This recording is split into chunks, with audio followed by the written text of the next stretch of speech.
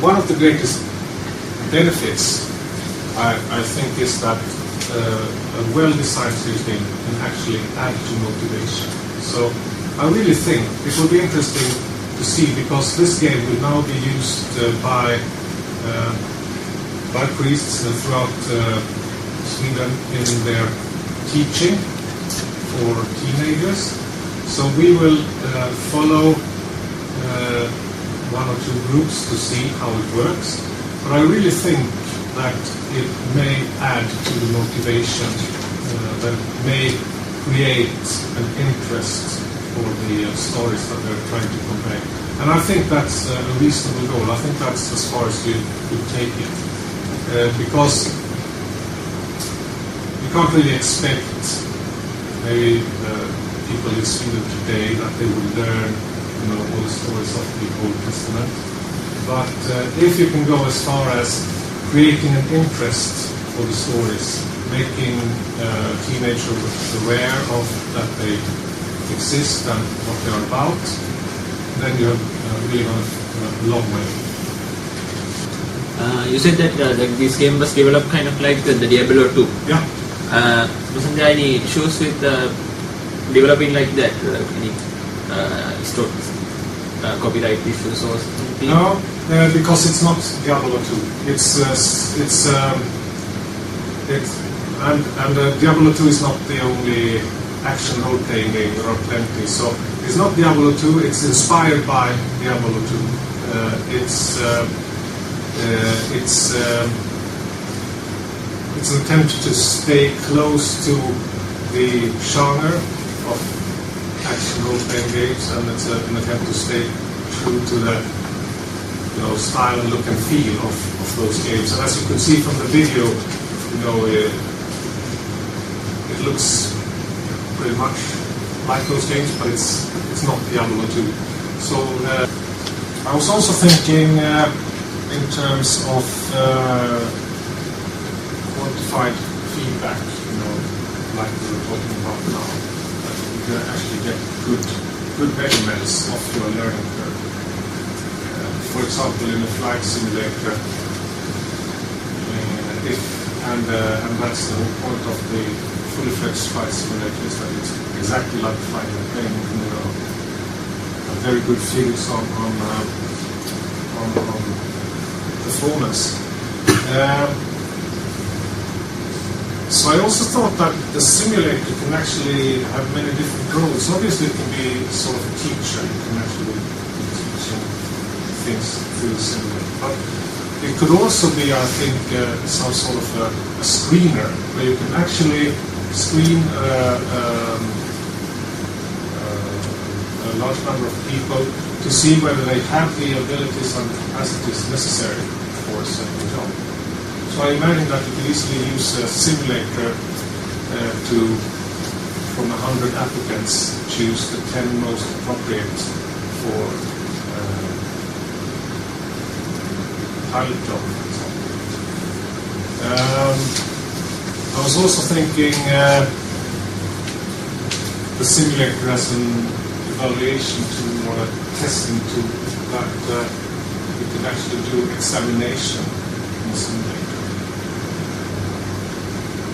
if it is really true to the task. So those are some things. I don't know whether you have any more spontaneous thoughts on what would be, the good thing about having a simulator and this learning by doing approach to things.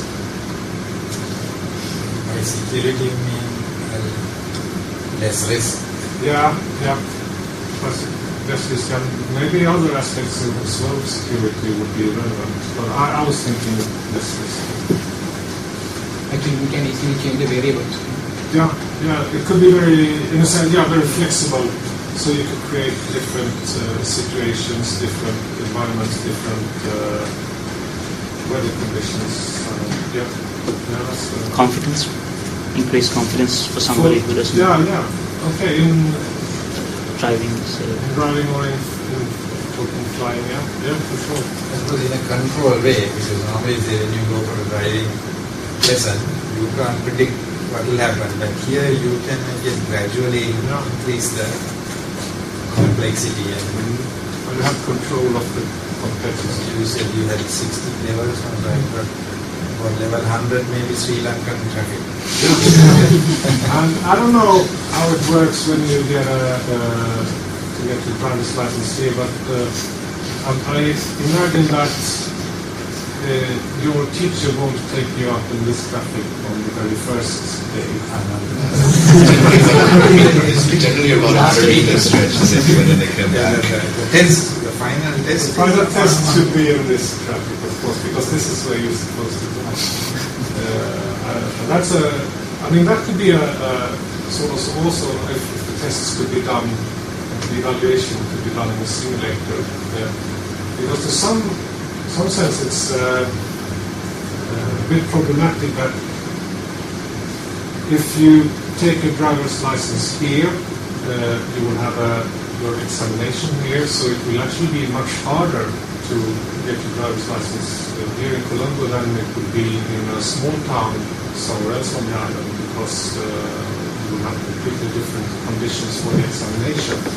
So you can actually, so I guess that if you're smart, then you will simply move to a small site on the other side of the island, get your driver's license much easier, and then you're done with it. So actually it could make sense then to introduce the simulator training as a theories that we have been talking about. That some of them are obviously very much in place at the Land Warfare Center that we're working together with.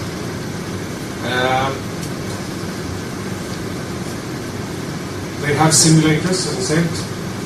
Just a short recap, they have the simulators for tank crew. That's 5 people, teams.